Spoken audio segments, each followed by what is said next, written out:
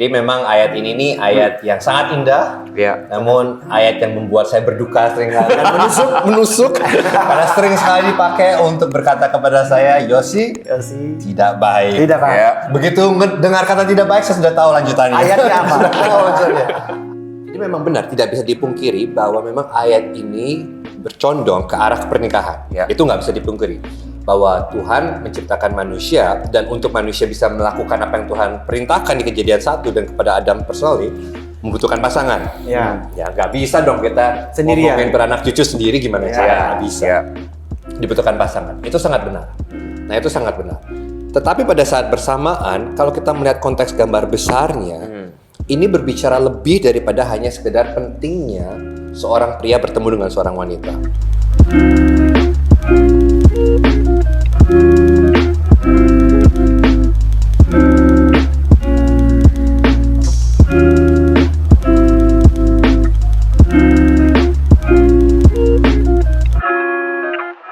Halo sahabat Bible and Coffee, kita jumpa lagi di konten kali ini dan kita akan bersama lagi dengan yang sudah tidak asing ya, Pastor Yosia dari.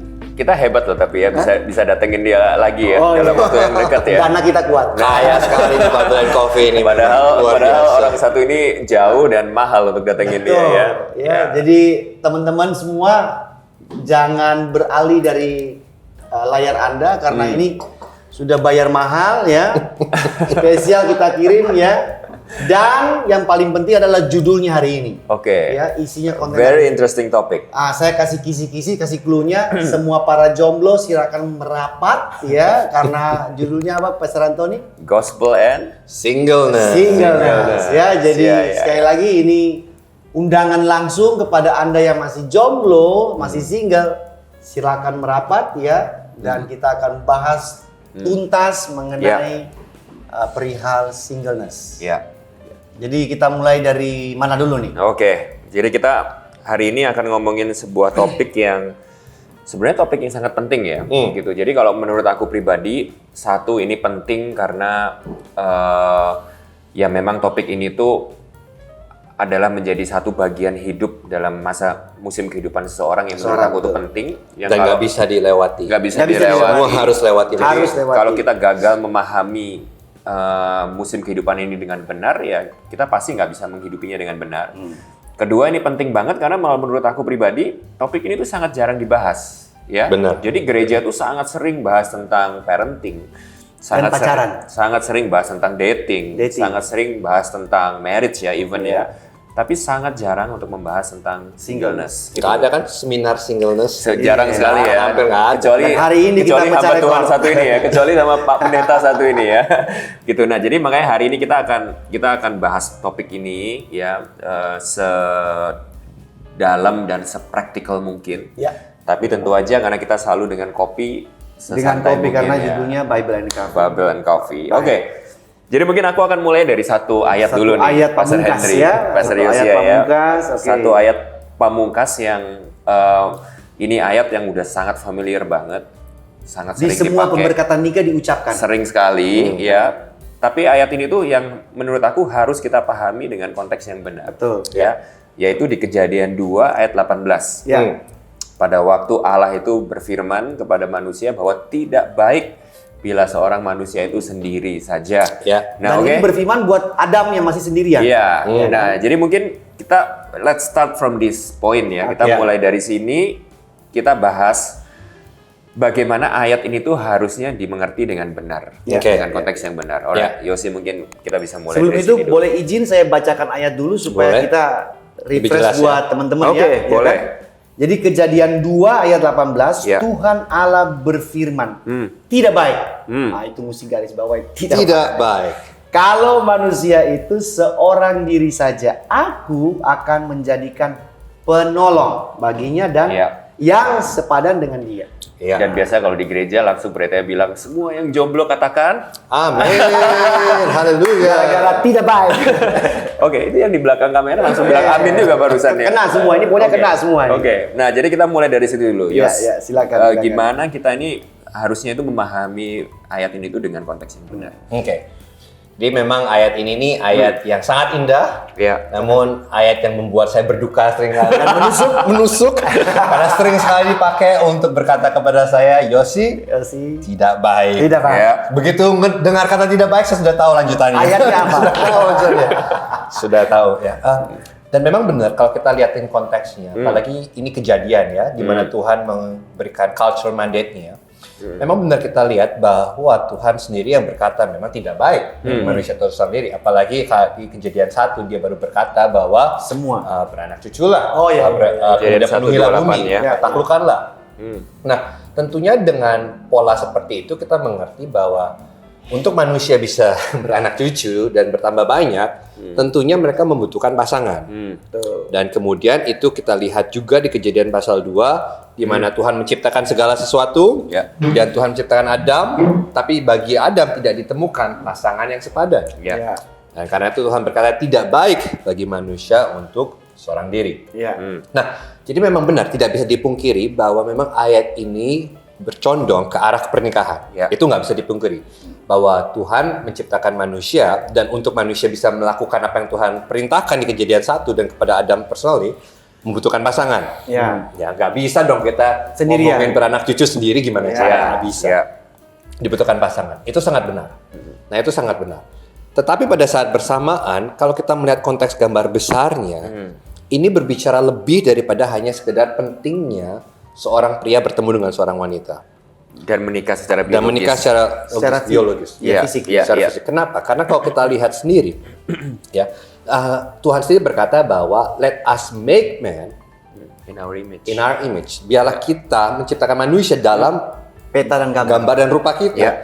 Jadi kita menemukan ternyata Allah itu dari awal bukanlah hanya satu sosok pribadi, tapi dia satu Allah tapi memiliki 3 pribadi yang kita sebut dengan Trinitas kan ya. Jadinya Allah itu Allah yang dari awal sudah berkomunitas.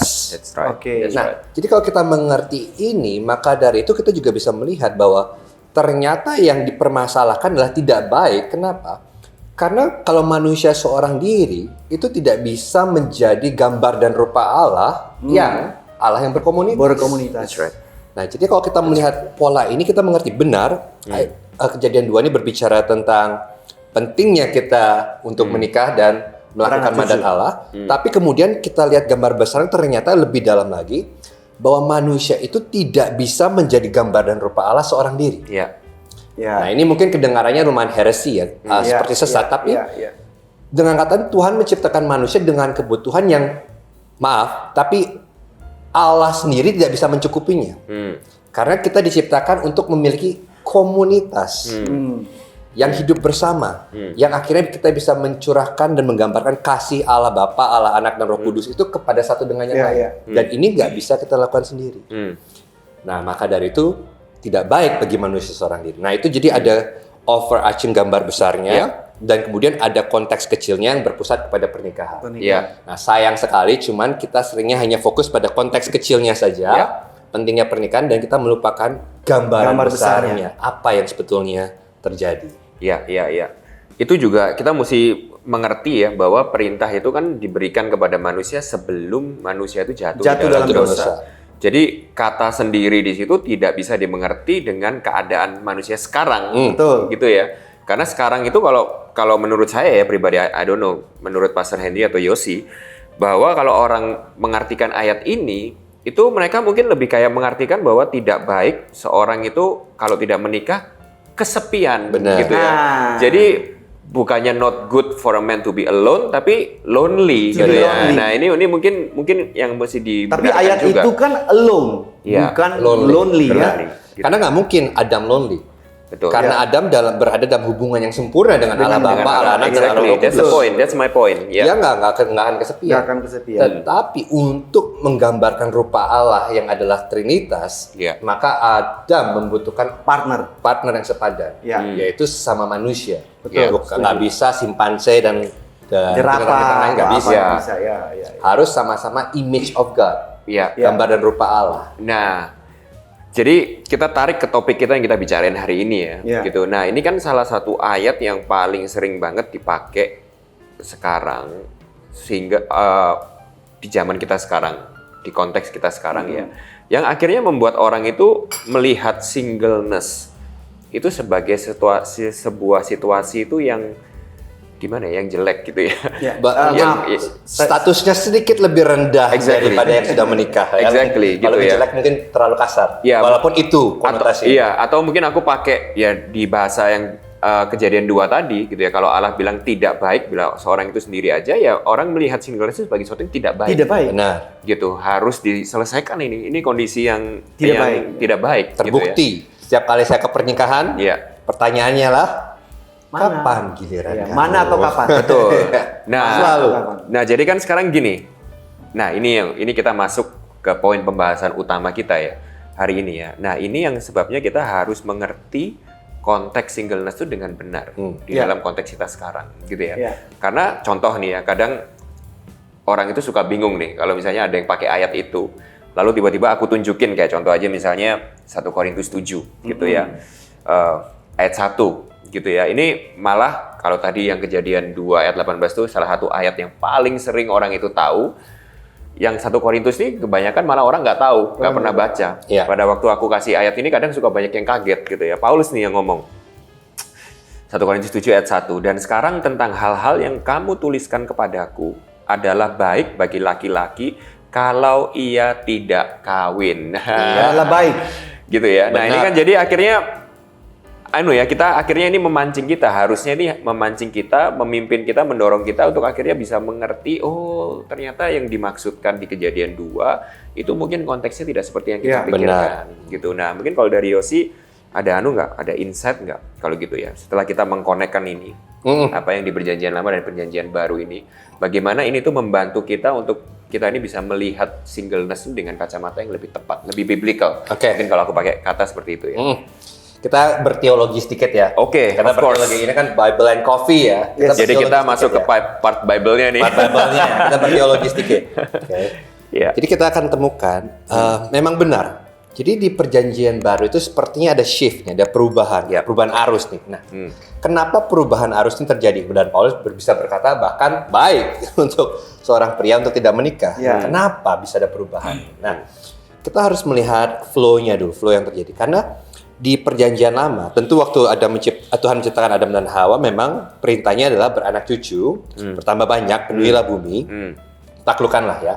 Dan kemudian kita melihat di perjanjian lama Tuhan mulai menggambarkan dan menciptakan sebuah negara yang kita sebut dengan Israel. Sebuah bangsa. Sebuah bangsa. Umat. Ya. Sebuah bangsa, Israel. Dan itu adalah pusat dari segalanya di perjanjian lama. Di perjanjian lama Tuhan berkata Israel, mulai kepada Abraham, mulai keturunan Abraham, aku akan memberkati seluruh bangsa. Jadi Israel itu menjadi pusat pekerjaan Tuhan, di mana negara-negara lain, bangsa-bangsa lain akan diberkati melalui keberadaan Israel.